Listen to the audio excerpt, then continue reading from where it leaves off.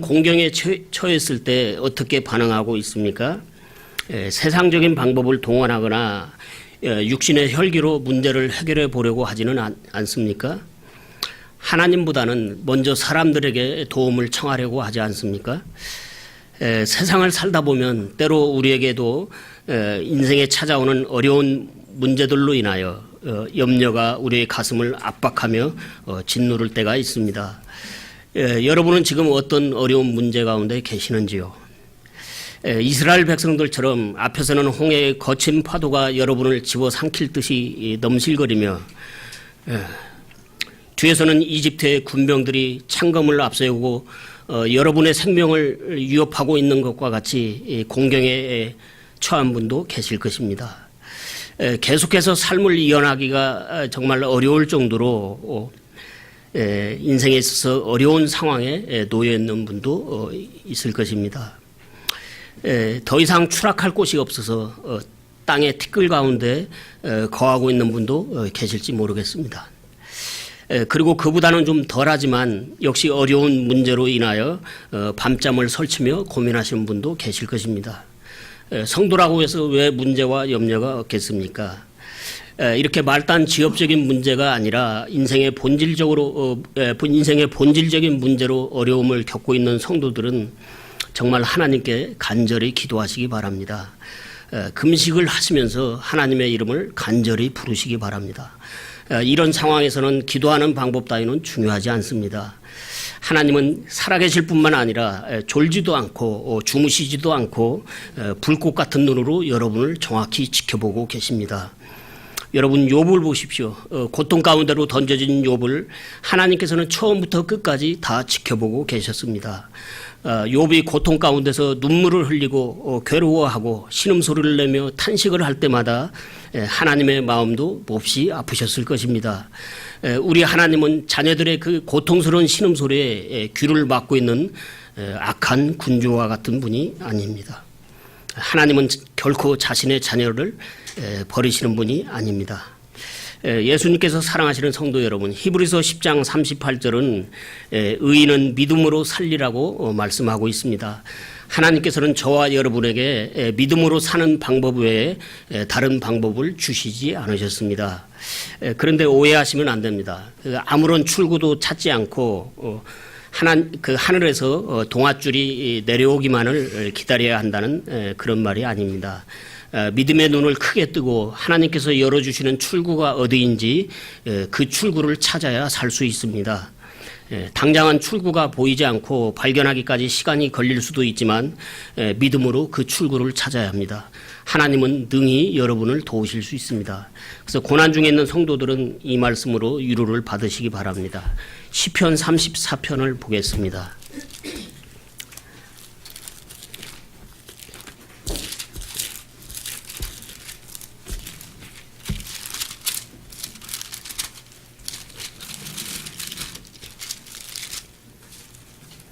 시편 34편 17절과 18절입니다. 의로운 자들이 부르짖음에 주께서 들으시고 그들의 모든 고난에서 그들을 건지시는도다. 주께서는 상한 마음을 가진 자들에게 가까이 계시며 통회하는 영을 가진 자들을 구원하시는도다. 다음에 성도들이 이 세상에서 의지하지 말아야 할 것들에 대해서 좀 생각을 해보겠습니다. 우리는 하나님만을 의지하며 살아가야 하는데도 실제적으로 다른 것들을 의지하며 살아갈 때가 많습니다. 그것들이 무엇인지 다음 구절들을 통해서 보겠습니다. 거기 시편 146편 3절과 4절입니다. 통치자들을 신뢰하지 말며 도움을 주지 못하는 사람의 아들도 신뢰하지 말라. 그의 숨이 떠나가면 그가 자기 땅으로 돌아가고 바로 그날에 그의 생각들이 사라지는도다. 사라지느니라. 죄송합니다. 사람들은 통치자들을 신뢰하는데요. 그들은 눈앞에 보이는 이 세상 일에 직접 또는 간접적으로 그 영향을 끼칠 수 있는 힘을 가지고 있기 때문입니다. 그래서 청와대나 이 고위층을 사칭하는 사기꾼들이 있는 것이죠. 정상적으로 절차를 밟으면 방법이 까다롭고 시일도 오래 걸릴 뿐만 아니라 또 일이 잘 안 될 수도 있기 때문에 사람들은 권력을 가진 그 사람에게 청탁하여 일들을 추진하려고 하는 것입니다. 그리고 그 과정에서 뇌물이 오가며 불법과 편법으로 인하여 한꺼번에 몇 개의 그 범죄 행위가 발생하게 되는데 이런 일은 대개 은밀히 이루어지기 때문에 그다지 밖으로 드러나지는 않지만 사회적으로 여러 부작용을 유발하는데요. 그들의 반대쪽에서 법을 지키며 질서를 따라서 그 절차를 받고 있는 그 선량한 사람들이 1차적인 피해자가 되고 또 그 외에도 부차적으로 다수의 피해자들과 여러 피해 상황들이 발생하게 되는 것입니다. 그리고 그 권력의 힘이라는 것은 나만을 생각한다면 어려운 일도 전화 한 통화만으로도 이렇게 해결이 되는 그런 편리함은 있지만은 그런 권력의 힘에 성도들이 유착하여 맛을 들이게 되면 성도들은 하나님을 의지하지 않게 될 뿐만 아니라 작은 일들은 그렇다 치더라도 규모가 꽤 큰 그 프로젝트를 추진하기 위하여 그 권력자에게 많은 공을 들여놨는데 어느 날 그 권력자가 갑자기 죽는다거나 권력자의 신변에 또 급작스러운 그런 변화가 생기면 나에 대한 그의 모든 그 배려와 생각들이 다 사라지게 되므로 파산을 하게 될 수도 있다는 그런 이야기입니다. 따라서 사람은 신뢰할 만한 대상이 되지 못하므로 성도들은 하나님 외에 사람들을 신뢰해서는 안 됩니다. 그 다음에 거기 잠언 3장 5절의 말씀은 자기 자신의 능력이나 경험, 전문 지식들을 신뢰하는 사람들이 많은데 그러나 그것은 신뢰의 대상이 아닙니다. 그리고 잠언 28장 26절 말씀도 역시 자기 마음을 신뢰하는 자는 어리석은 자라고 말씀하고 있습니다.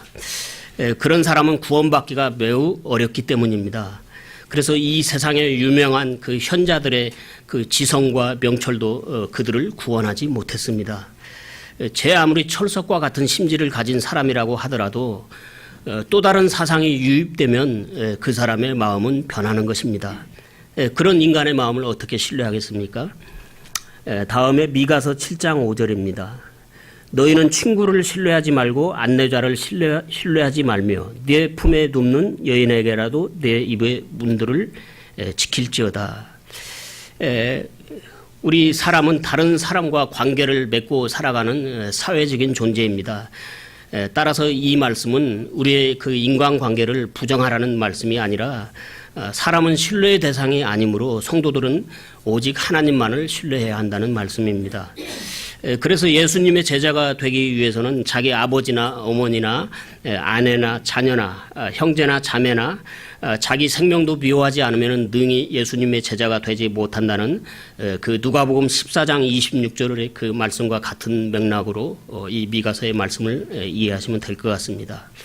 그 다음에 그 하박국 그 2장의 말씀은 그 우상들에 대한 말씀인데요. 우상과 그것을 둘러싸고 있는 심오한 그런 고차원의 종교 철학 등은 사람이 신뢰할 대상이 아닌 것입니다. 그래서 각종 우상의 형상들과 그러한 철학과 사상들 또 우상 그 자체를 숭배하는 자들에게는 화가 있을 것이라고 말씀하고 있습니다. 그들에게 예비된 처소는 불과 유황이 타는 영원한 그 불호수입니다. 그 다음에 잠언 11장 28절입니다. 자기 재물을 신뢰하는 자는 넘어지려니와 의로운 자는 나뭇가지처럼 번성하리라. 재물을 신뢰하는 세상입니다. 그래서 여기 돈 싫어하시는 분 계십니까? 재물은 정말 편리하고 모든 일에서 아주 큰 유용성을 갖고 있습니다. 그러나 재물을 신뢰하는 자는 믿음의 길에서 넘어진다고 말씀하고 있습니다. 재물은 신뢰의 대상이 아니고 관리의 대상입니다. 그런데 재물이 적을 때는 관리하는데 크게 문제가 되지 않지만은 일정 범위를 넘어서게 되면은 재물은 그 위험스러운 그런 관리 대상물로 변하게 돼서 잘못 관리하면은 살아있는 큰 뱀과 같이 성도들을 그 휘감고 조여오는 것입니다. 그 다음에 이사야 31장 1절의 말씀을 보겠습니다. 도움을 구하러 이집트로 내려가는 자들에게 화가 있을지어다.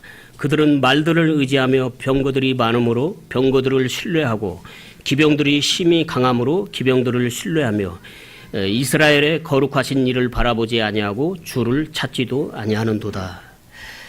성도들이 이 세상에서 의지하지 말아야 할 것에 대한 그 결론적인 말씀인데요. 성경에서 이집트는 이 세상을 상징하는 것으로 쓰이고 있죠.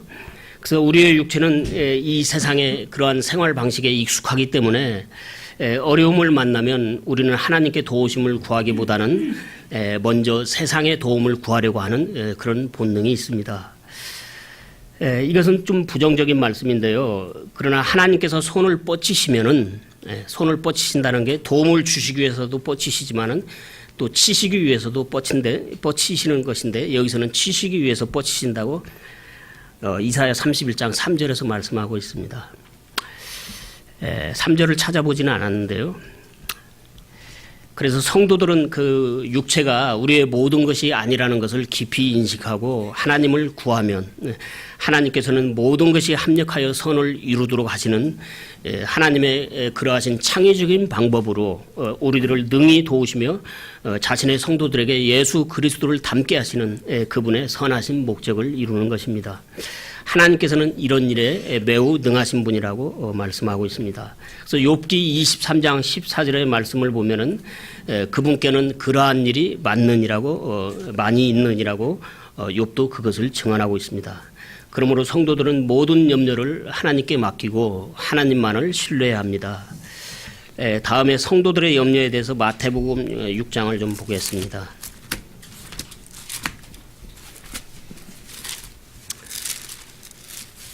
이 말씀도 몇 차례 본 것 같은데요. 마태복음 6장 25절과 26절을 읽겠습니다. 그러므로 내가 너희에게 이르노니 너희 생명을 위해 너희가 무엇을 먹을까 혹은 무엇을 마실까 너희 몸을 위해 너희가 무엇을 입을까 염려하지 말라. 생명이 음식보다 소중하지 아니하며 몸이 옷보다 소중하지 아니하냐. 공중의 날짐승들을 보라. 그것들은 씨 뿌리지도 아니하고 거두지도 아니하며 곳간에 모아들이지도 아니하되 너희 하늘 아버지께서 그것들을 먹이시라니 너희는 그것들보다 훨씬 더 낫지 아니하냐. 우리의 염려 대부분은 대개 먹고 사는 문제로 규착이 되는데요. 그런데 기왕이면 좀 더 쉽고 편안하게 먹고 사는 것을 원하며 보다 나은 삶의 그 질을 추구하는 시대에 저와 여러분은 지금 살고 있습니다. 그래서 여기 될 수 있으면 남들보다 힘든 일을 해서 먹고 살기를 원하는 분이 계십니까? 여러분의 자녀들 또한 힘든 일을 해서 먹고 살기 원하는 그런 부모님은 안 계실 것입니다. 그런데 지금 이 세상에는 아직도 그 끼니를 제대로 잊지 못해서 기아로 죽어가고 있는 그런 사람들이 굉장히 많은데 그런데 우리는 어느 시대보다도 지금 풍족한 시대에 살고 있지만 일용할 양식만으로는 만족하지 못하는 그러한 삶 가운데 현재 놓여 있는 것입니다. 좋습니다. 그런데 이러한 가운데서 현재 여러분이 하나님께 맡기지 못하고 염려하는 것이 그런 것은 무엇입니까? 그런 것들을 염려한다고 해서 해결이 됩니까? 안 되죠. 그러면 이런 세상 일들에 대해서 어떻게 하라는 말씀인가요? 우리 지금 마태복음 6장 31절과 34절을 보겠습니다. 그러므로 염려하여 이르기를 우리가 무엇을 먹을까 혹은 우리가 무엇을 마실까 혹은 우리가 무엇을 입을까 하지 말라. 그러므로 내일을 염려하지 말라. 내일이 자기 것들을 염려할 것이요 한날의 악은 그날의 족하니라. 두 구절 다 염려하지 말라는 말씀이죠.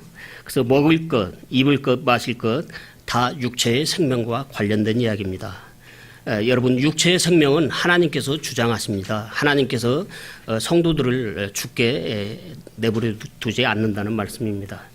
그리고 내일 또한 저와 여러분이 주장하는 것이 아니고 하나님의 손에 달려있는 것입니다. 그래서 우리는 하나님께 맡겨야 합니다.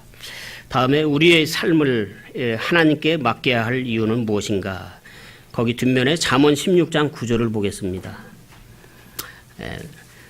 사람의 마음이 그의 길을 계획할지라도 주께서 그의 걸음을 인도하시느니라. 근데 우리가 살다 보면은 계획마저도 세울 수 없을 정도로 공경에 처할 때가 있는데 이 말씀은 그렇다고 해서 아무런 계획도 세우지 말라는 그런 말씀은 아닙니다. 중요한 것은 우리에게 계획이 있다고 하더라도 하나님의 인도하심이 어떻게 나타나는지를 믿음의 눈으로 살피면서 하나님께서 기도하는 가운데 우리가 살펴야 되죠. 그러면서도 하나님께서 우리의 걸음을 우리가 세운 그 계획과는 다른 방법이나 다른 방향으로 인도를 하신다면은 우리 계획을 내려놓고 하나님의 인도하심을 따라야 한다는 그런 말씀이 되겠습니다. 그 다음에 잠언 거기 19장 21절에도 사람의 마음에 많은 계획이 있을지라도 주의 뜻 그것만 서리라. 여기서도 우리의 계획보다는 하나님의 뜻을 우선시하고 있습니다. 그래서 하나님께 맡길 때 하나님의 뜻을 발견할 수 있습니다. 다음에 시편 55편 22절입니다. 내 짐을 주께 맡기라. 그러면 그분께서 너를 붙드시고 의로운 자가 흔들리는 것을 결코 허락하지 아니하시리라. 우리의 짐을 맡기되 모든 짐을 맡겨야 합니다. 그렇게 할 때 하나님께서 나를 붙들어 주심으로 흔들리지 않게 하신다고 약속을 하신 말씀입니다. 근데 여러분, 이 맡긴다는 말은 결코 수동적인 것을 의미하는 것이 아닙니다. 맡기기 위해서는 보다 더 적극적으로 우리의 의지를 행사해야 하는 문제인데요. 이것은 하나님을 얼마나 신뢰하느냐의 문제이기 때문에 결국은 저와 여러분의 믿음과 비례하는 것입니다. 그래서 우리 믿음은 사용을 하면 할수록 더 성장을 합니다. 다음에 시편 37편 5절과 6절입니다. 내 길을 주께 맡기고 또 그분을 신뢰하라. 그분께서 그것을 이루시고 내 의를 빛같이 내 판단의 공의를 대낮같이 내놓으시리로다.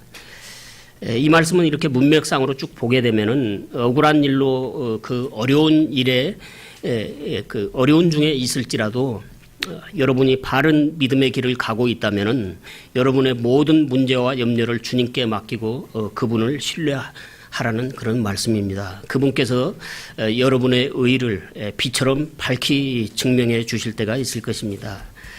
끝으로 고린도후서 1장 8절을 좀 보겠습니다. 고린도후서 1장 8절에서 10절을 보겠습니다.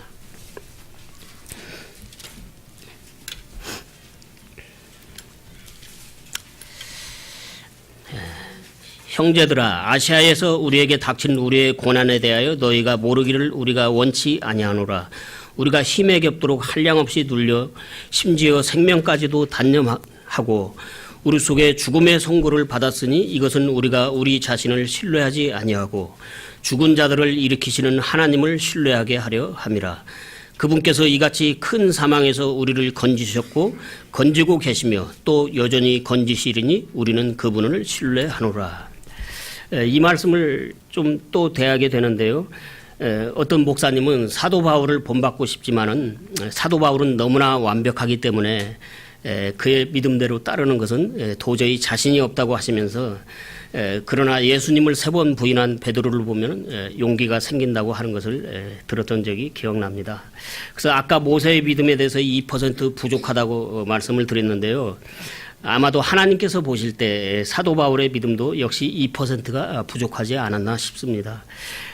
그래서 율법의 의로도 흠이 없는 자라고 고백했던 그 바울의 그 그릇의 크기에 맞게 하나님께서는 바울이 은연중에 조금이라도 자신을 신뢰하는 그런 마음이 싹틀까봐 이렇게 극심한 고난을 통하여 바울을 훈련시키지 않았나 싶습니다. 하나님께서는 계속되는 위기의 순간에 바울이 하나님을 의지하지 않고 혹시라도 자신의 수단으로 방법을 강구하거나 또 자신에게 있는 털끝만한 요소라도 신뢰할까봐 하나님께서는 오직 하나님만을 신뢰하도록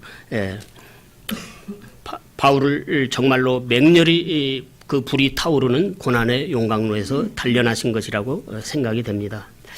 거기서 바울은 평소보다 7배나 뜨거운 용광로에 그 던져진 사드락과 메삭과 아벳노고를 기억하며 그들과 함께 계셨던 예수님을 바라보며 이 모든 환난을 극복함으로써 하나님만을 신뢰하는 그 믿음을 배우게 되었을 것입니다. 이처럼 믿음의 용사는 저절로 되는 것이 아니라 고난을 통해서 만들어지는 것입니다. 바로 그 사도 바울이 쓴 6년 후에 쓴 염려를 하나님께 맡기는 구체적인 방법과 그 결과가 빌립보서 4장 6절과 7절에 기록되어 있습니다. 거기 빌립보서 4장 6절과 7절을 보겠습니다. 아무것도 염려하지 말고 오직 모든 일에서 기도와 간구로 너희가 요청할 것들을 감사와 더불어 하나님께 알려라. 그리하면 모든 이해를 뛰어넘는 하나님의 평강이 그리스도 예수님을 통해 너희 마음과 생각을 지키시리라. 그래서 염려의 반대는 평강입니다. 저와 여러분이 하나님을 신뢰한다면 우리 또한 인생의 모든 염려를 담대히 하나님께 맡김으로 하나님께서 주시는 평강을 누리게 될 것입니다. 이것으로 마치겠습니다.